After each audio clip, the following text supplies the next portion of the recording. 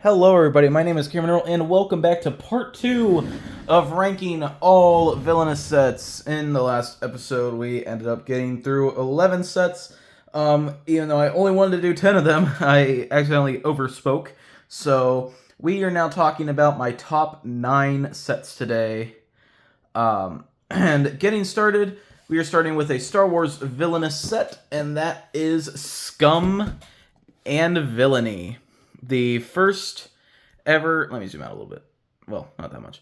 The first ever expansion to Star Wars Villainous, and one that pleasantly surprised me as we got of course we got Boba Fett, but we got two villains I didn't expect to see. And that was Cad Bane and most of all the Seventh Sister. Definitely did not expect to see the Seventh Sister here at all.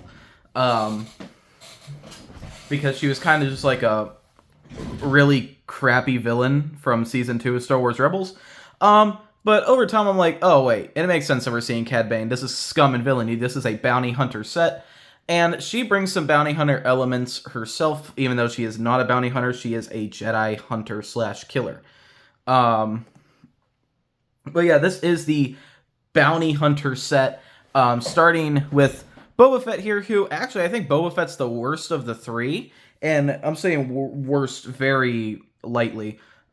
He's not that bad at all. Actually, every time I play him, I like him a little bit more and more. But basically, he is the same deal as Asajj Ventress in the first set, but better. He has to find contacts, attach bounties to those contacts, and complete the bounties. It takes a lot more steps because everything is played with ambition. I think that's the biggest problem with him is he has to play his contacts, his bounties, and do stuff with his bounties, all with ambition. And you don't have enough ambition. Most of your turns you're only going to take one ambition action. So yeah, Boba Fett's really slow. He's probably the hardest Star Wars villain to win with. Besides Count Dooku. We'll get to that. But overall, I think they did Boba Fett very thematically well, not only with the whole bounty thing, but also because what his bounties are. You know, he has the Han Solo job and stuff like that. So I think Boba Fett's really good. I think my favorite in this set's definitely Cad Bane. Cad Bane, he's one of the easier villains to win with, so he has to get 5 target tokens. He gets target tokens by vanquishing heroes. And then when he vanquishes a hero, he discards the allies, but he doesn't discard the hero. He actually just places a target token on that hero. Then he has to play a card called Now It's My Turn to collect a target token, thus taking the target token from the hero, putting it with his collected target tokens, and defeating the hero all at the same time and removing them from his board. I don't know if you can have multiple target tokens attached to a hero. I don't think you can. But there's a lot of stuff that just lets him completely bypass the find hero, vanquish them, and then collect a target token. There's a card that literally just lets him defeat a hero without a target token and collect one. There's another card there's a few cards that let him play a hero from his board and automatically place a target token on them, completely defeating the purpose of vanquishing. But yeah, he's really easy. The only problem is he also has an ambition struggle, but so do all these villains. And then I think the hidden gem in this set is definitely the Seventh Sister. I know a lot of people do not like how the Seventh Sister plays at all, and I usually rag on villains that have an over-dependence on ambition, and the Seventh Sister is like the holy grail of ambition users. Holy crap, she needs I don't even know if I'm using that right, but she needs so much ambition. Literally, she needs like 8, and then like 7 and 6. Or I think it was 5 and 6 and then 8. Basically, she needs ambition to remove heroes from the game. So she has to keep playing her droids and discarding them and then playing Inquisitors to get them back in her hand because you only have 3 of them in your deck. And you need to keep doing that until you find the 3 heroes you need. Basically, the 3 rebel. She needs to remove 3 rebels from the game. She has the whole rebel crew in her deck, except the only rebels she can remove from the game is Ezra Bridger, Kanan Jarrus, and Ahsoka Tano. Those are the only 3. And she has to pay an ambition every time she defeats one of those 3. She has to pay a certain amount of ambition to remove them from the game. If she vanquishes them normally, they just get discarded. No, she has to eviscerate them. She has to remove those hero cards from the game back to the box. Like, just completely gone. So when you defeat Ezra Bridger, you're going to need to spend 5 ambition. Now note, the main way you gain ambition is you gain 1 at the start of each turn. She has to literally defeat Ezra with 5, Kanan with 6, and then Ahsoka Tano with a whopping 8. I think what makes her so fun, though, is I kind of like strategizing with, trying to play acrobatic attack to make it cost 3 less ambition to remove a hero.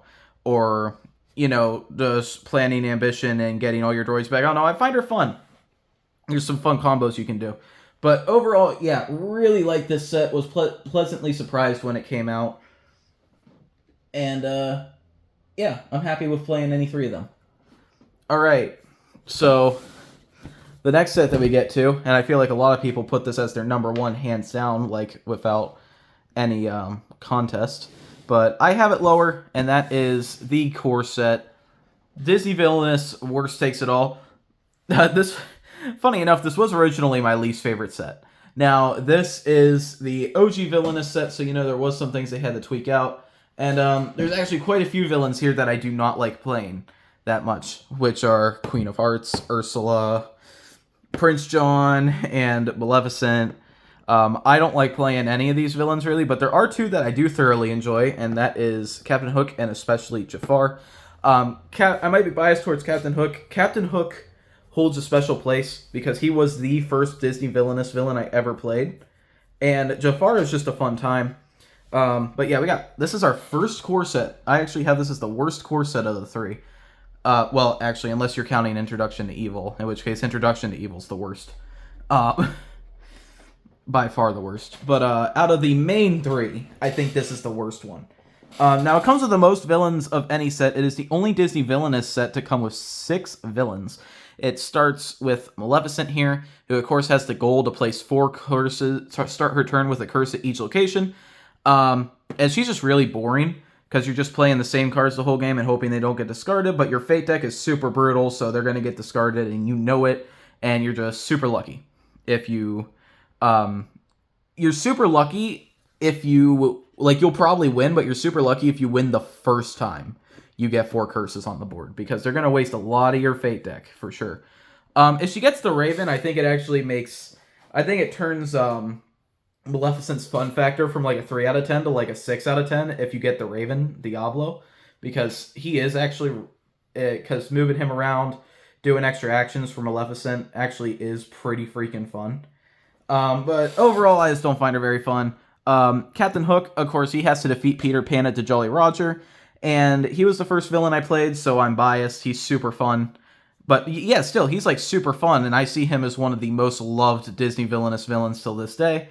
He's just super simple and fun. You gotta find Peter Pan through your deck, but you also got to unlock the Hangman's Tree, where Peter Pan will spawn, so you can get him out of there with the Neverland map. And then you also gotta find Peter Pan, which, depending on which, you could not do anything towards your goal at all, or you could win very quickly. He's one of those villains. Because you could find the Neverland map and Peter Pan super early. You can find one super early, but the other one could be at the bottom of your deck, or they could both be at the bottom of your deck. And yes, I've experienced all 3 of those outcomes. So, yeah, but still, every time I play Captain Hook, I have a lot of fun. Jafar is probably my favorite in the set. He's kind of tied with Captain Hook, but Jafar has to have the lamp at the palace and the genie under his control. And Jafar is a process. Holy crap. So first things first, he has to play the Scarab Pendant. And when he plays the Scarab Pendant, he unlocks the Cave of Wonders. But that will also let him draw up to 5 cards at the end of his turn, which is a easy way for him to find Lamp if you don't already find it.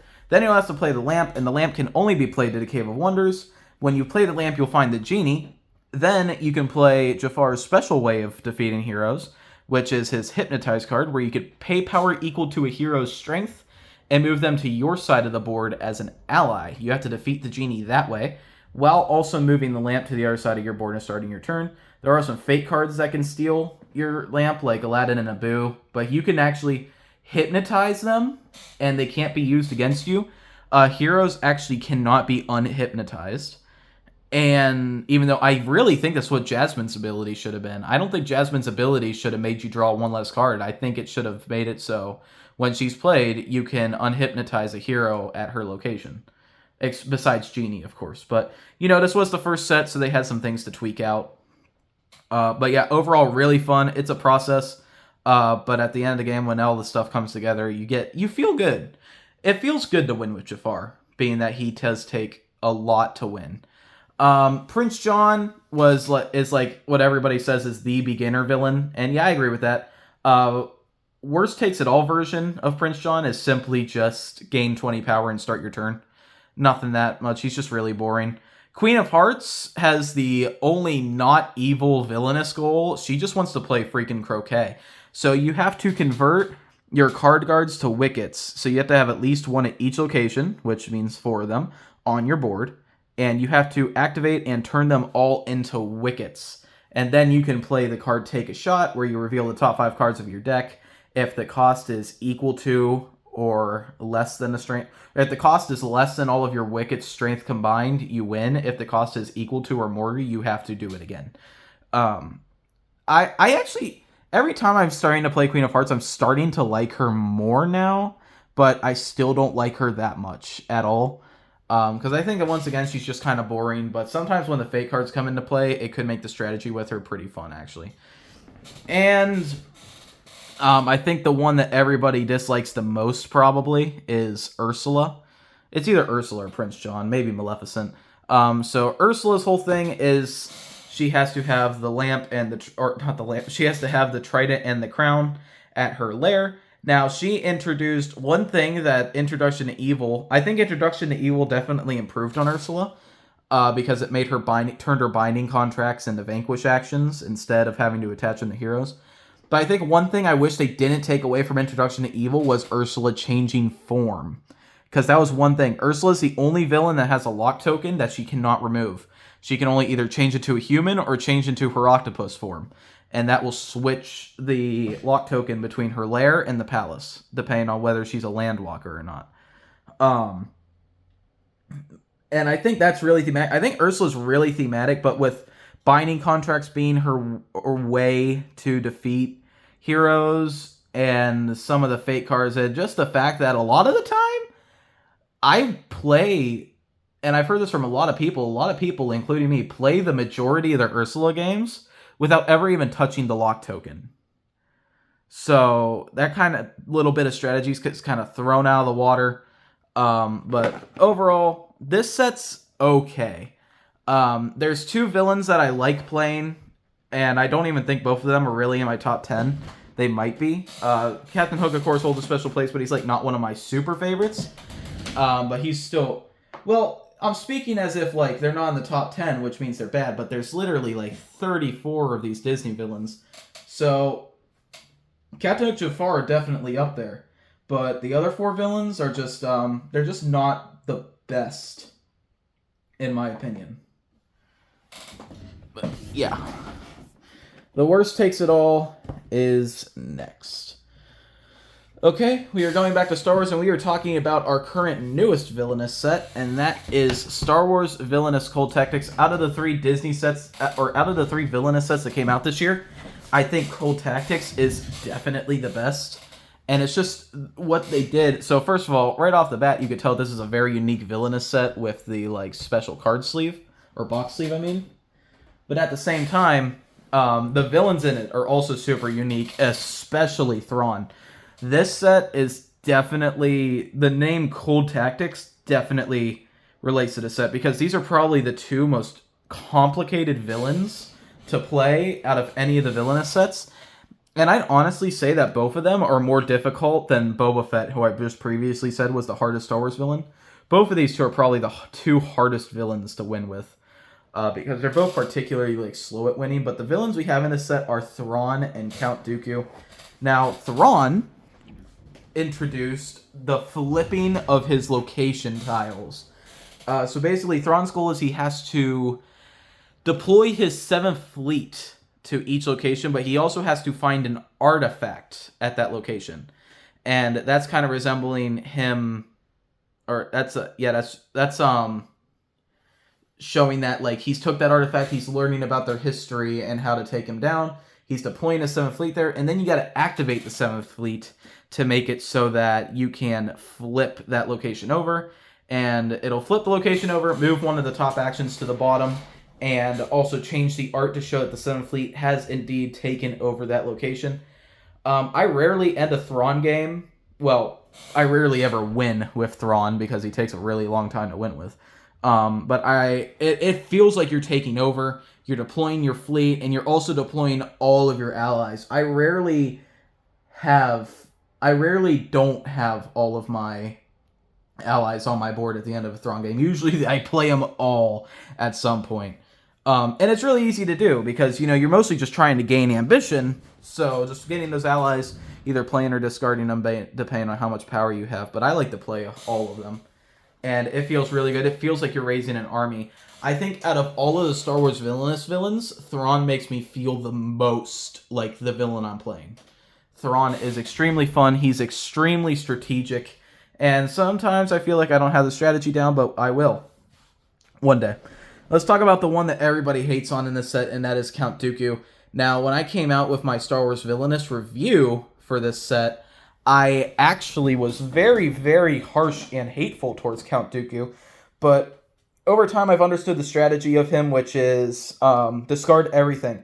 It doesn't matter what it is. Is it an ally you want to use? Nope, get rid of it. Get all your organizations out as fast as possible and work on getting Kamino as fast as possible. Get Kamino first. And then, make sure you play General Grievous, Asajj Ventress, but the first thing that you want to try to find is, the first thing that you want to try to find is the land speeder for, what is it? I don't even know what it's called. It's the Geonosian land speeder, but that's not what it's called in the game, I don't think. But that'll let you do an action at any other location, and that just having one extra action is so good for Count Dooku. Hey.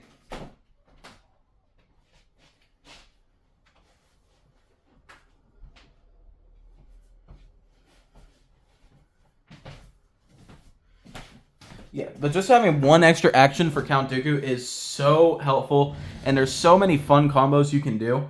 The best one is to vanquish a hero with as many Magna Guards as possible and put them all back in your hand. Then move to your ship that lets you draw 2 cards when you move there. And play your 1 card that lets you discard as many cards as you want from your hand. And place 5 intimidation tokens for each card you discarded on an organization of your choice. That's really good. That can basically one-shot an organization. And it's just a really fun way to do stuff. And if you can manage to... if you follow the strategy of discarding everything, you're going to get that card so many times. You're going to be able to play it like 3 times during the game. And honestly, just Fate. Fate as much as you possibly can. Fate so much. Because Count Dooku is going to need time. He takes arguably more strategy than Thrawn to actually win with. It's insane. Count Dooku is insanely difficult to win with. I think the worst thing about this set is actually Count Dooku's restriction, which is where he has to defeat 3 heroes, and it's just so unfair. It's because he can't win unless he defeats 3 heroes, but that takes a lot of time sometimes. But, alright, we are now getting to our next set, which is our final Star Wars set, and that is, let me get this out of here. That is the Star Wars Villainous Power of the Dark Side. Core box, yes, I have the core box as the best Star Wars Villainous set, even though it was actually originally Cold Tactics, that I did have Cold Tactics as the best one, but I'm like, but that only comes with 2 villains, so these are more or less tied, because I really like playing Count Dooku and Thrawn, and there's only 2 villains in this box that I like playing as. So, in this box, we have some lesser-known villains, Moff Gideon and Asajj Ventress. We have some more popular B-level movie Star Wars villains, I call them, or B-tier movie villains, like Kylo Ren and General Grievous, that are pretty popular. But then, of course, you can never have anything Star Wars without Darth Vader himself. Of course, Darth Vader has to be on the front of this. There's literally no one else who could take the spot on the front of the core box. This is the first board game I ever had where I was able to play as Darth Vader. I realized. And let's do them from least to best, worst to best. So starting with Kylo Ren, who is easily my least favorite villain to play, period, out of these Star Wars sets. He's a glorified Gaston, where you just freaking, you move the tokens to the dark side, and then they get moved back because somebody faded you.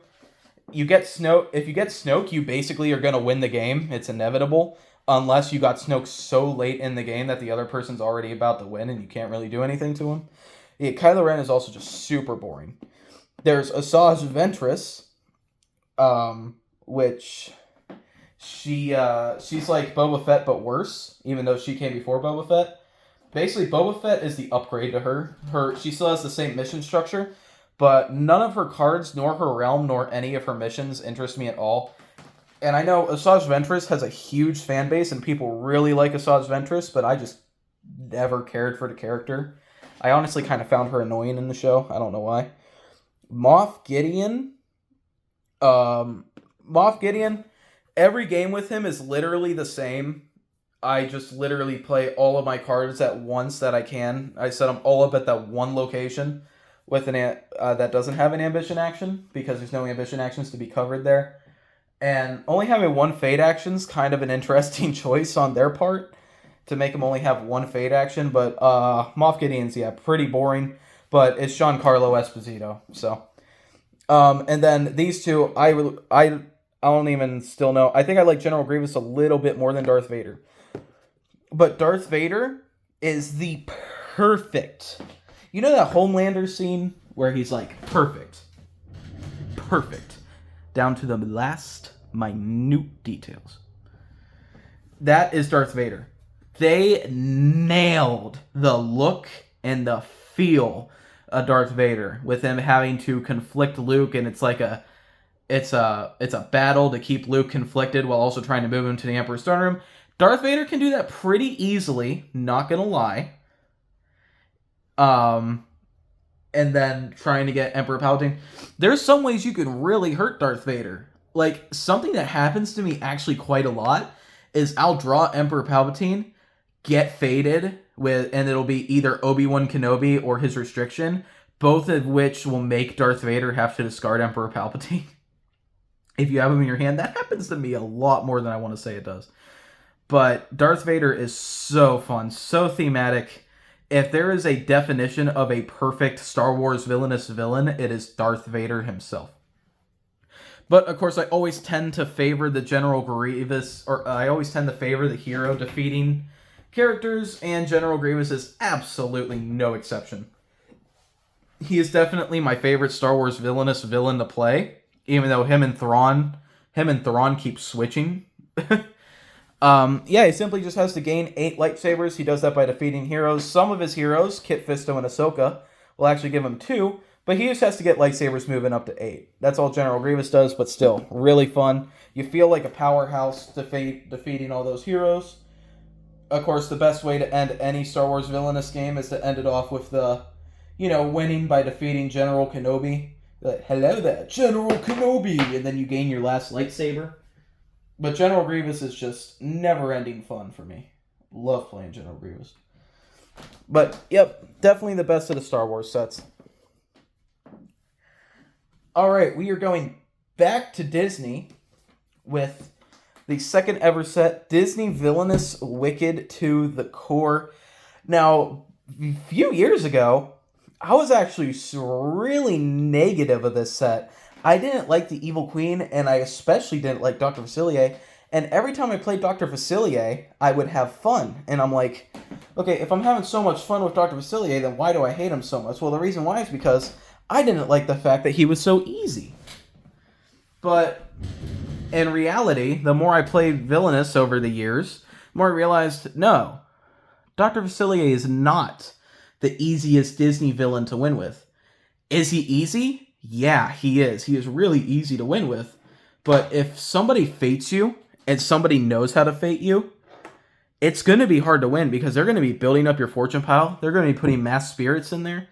And the roulette of the fortune pile at the end makes Dr.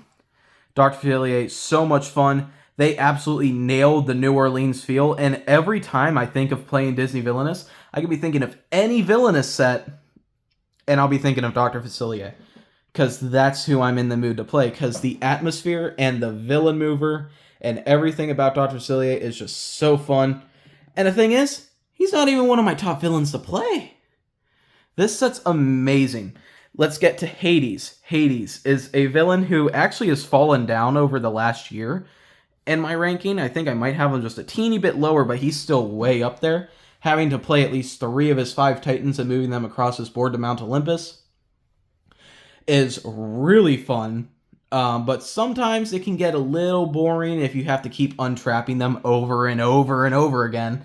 Because that's all your Fate deck is moving them and then trapping them again. And yeah, Hades' Fate deck is pretty brutal. But then we got Evil Queen, who was my original least favorite villain in the set. And now it's because I just didn't understand how to play her. I would not get this set if you're trying to do like a beginner thing. Like Hades is a really good beginner villain. But I don't think Evil Queen or Dr. Facilier are, because Dr. Facilier's fortune mechanic is pretty difficult to understand, and Evil Queen's poison mechanic is pretty difficult to understand. We're up to 20 sets now.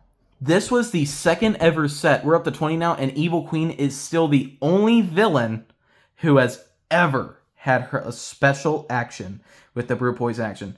Now, she has to brew poison while playing all of her ingredients and also playing the mirror to find Snow White.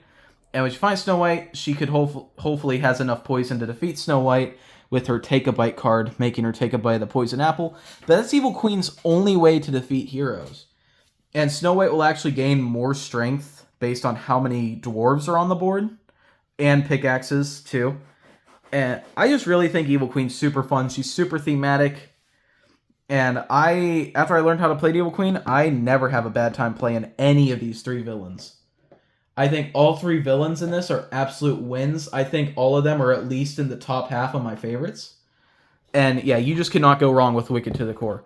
Wicked to the Core is such a good set. Okay. I am going to move over here because I'm running out of space on that side of my table. Hi, remote. Bye, remote. All right. So the next set that I'm going to talk about is the final Disney set, and that is Perfectly Wretched. I was always wondering, this was the first set that I ever missed. After I got the Evil Comes Prepared set, I looked up what the next Villainous set was going to be in May, and I saw that they released the Cruella de Vil set back in March of that year. I forget what year it was, but that was in the middle of my Villainous craze, and I'm like, wait, I missed this? So I ordered it, and I ordered it from Barnes & Noble. It's the only time I ever bought anything from Barnes & Noble. And I remember I said I was going to get there in a week, and it got there the next day, and I screamed. I was so happy. Because these villains look so fun. Tangled is my favorite Disney movie, so when I was able to play Mother Gothel, Cruella de Vil looks super fun, and I wasn't interested at all in Pete whatsoever. But when I said that all 3 villains in Wicked to the Core were absolute wins, well, all 3 villains in this set are absolute dominating wins. Even though all 3 villains in this set mostly never win. Because this is probably the least beginner-friendly set, simply due to how difficult these villains are to win with. A lot of people do not like any of these villains, but I fell in love with them. This was the first Villainous set that came out when I got into it. Well, after I got into it. So, of course, the hype to get new characters was there. And just the ways they play is so fun. Mother Gothel is my favorite Villainous villain to play, period. And Cruella de Vil is my girlfriend's favorite Villainous villain to play, period. So we're always super happy. And Pete, she doesn't like playing Pete. She has no interest in playing Pete, but I think Pete's really fun. He's definitely my least favorite to play in the set, but no, this set, absolute win. You cannot go wrong with this set. If you're looking for challenging villains to win with that will give you so much fun, it's these guys. Let's also be honest that Cruella de Vil has one of the best villain movers ever with her split coat. And Mother Gothel's simple flower mover and Pete's plump mover are also really cool. I did a villain mover ranking recently, and all three of them were in like the top 6. But just Pete, with all 4 of his goals, there's so many combos you can do. Your board's going to be an absolute freaking mess by the time you're done with a Pete game. You're going to have so much crap on your board, you're not even going to know what you're doing. And it's just so fun. Some of his goals are really tedious and annoying. Like the play a game goal could be a hassle to win. And the item goal's kind of annoying too, but his other goals are fine. Cruella de Vil has to capture 99 puppies, and she does require some math. At least they keep the killing puppies part out of there. And there's so many fun combos that my girlfriend showed me. Like, my girlfriend is a master at Cruella de Vil. Probably the only villainous villain that she's better at playing than me. She is insane at Cruella de Vil. And Mother Gothel, still my favorite till this day. This was the 4th ever Villainous set that came out. We're up to 20 now. She is still my favorite till this day. Masterfully done. The tug of war for Rapunzel, I know a lot of people don't like, but I love that tug of war aspect and the combos you can do. And a lot of my friends do not let me play Mother Gothel because they know they're probably going to lose. And I'm like, you're probably not going to lose, though, because Mother Gothel takes forever. And yeah, a lot of time I don't win, but a lot of the time I also do. So, Mother Gothel's super fun. And till this day, I don't think that there has been a Disney set that has topped this. There has not been a Star Wars set that has topped this. However, there are 2 Marvel sets that have topped this. But these top 3 sets are basically tied. Okay, so the next set we're talking about, so Perfectly Wretched got the bronze medal. The set that gets the gold or the silver medal is Marvel Villainous Infinite Power. Now, this has probably been the most excited I have ever been for a Villainous set ever. I remember, I think this came out, I think this came out right after Despicable Plots. Yeah, I'm pretty sure it came out after Despicable Plots, and they announced it for that summer. And I remember pre-ordering it because I was so excited. It's the first time I ever pre-ordered anything. And I remember seeing that it was coming out. It came out on, I'm pretty sure it was July 26th of that year. Whatever year it came out, it was July 26th. And then I remember my grandma was planning a vacation with me, my dad, my sister, and my brother. And we're like, but wait, what day are we leaving? And she said, we're leaving July 26th, and we're leaving early. I'm like, but Grandma, my Villainous set's getting here this day. It's Marvel Villainous. And she's, of course, I was a little kid at the time, and I was like, really upset. I wasn't crying or anything. No, I was too old to cry. But, yeah, I wasn't happy because we were going to be gone for a whole week. And my Villainous set was just going to be sitting there delivered for a week, you know? And then my mom calls me and she says, hey, we're coming to drop something off to you. And I just did some shopping for jeans like a couple days ago. So I thought she was just dropping off those jeans to me. And I opened the box. I opened the back door and I see a Target box in there. It got there a day early. I was so happy I could cry. It is still one of the happiest moments of my life, opening this and getting it a day early and then being able to bring it on vacation with me to play it in the hotel room and just having so much fun with it. And I think that's why this set is as liked to me as it is, like how much I love it. I love this set. There's 2 villains in here in particular that I don't care much for playing, and that is Killmonger and Hela. Hela has to get the 8 soul marks, a combination of 8 soul marks and allies at Odin's Vault, but if they simply just play a bunch of heroes to Odin's Vault, and some of them are stronger than the Midgard Serpent, it's going to be really hard to win. Killmonger, I think, isn't that fun. He kind of just is boring, straightforward. Every game I think the problem with Killmonger is every game is exactly the same. None of these other villains have that problem, with every game being exactly the same, except maybe Ultron a little bit, but Ultron, you can do some different stuff with Ultron. I think Ultron's concept is much more fun than Killmonger's. Defeating the Black Panther and deploying your explosives, like, you're going to do the exact same thing every game, and it's just not that fun. But, and Taskmaster, I think, is in the middle here, where he has to train allies up to 5 strength, 4 of them. I think he's really fun. Building them up can be really fun. Ultron is probably my favorite in this set. Ultron, he has to upgrade himself, and I think the way he upgrades himself by destroying his own allies, and just the way that your specialties make you more and more powerful, it feels like it literally feels like you're upgrading yourself throughout the entire game. It feels like an achievement every time, and it feels like you just leveled up. And now you're gonna get the other goals even faster and faster and faster. And of course, probably the most difficult villain to win with in this set is Thanos, who has to collect all 6 Infinity Stones, obviously.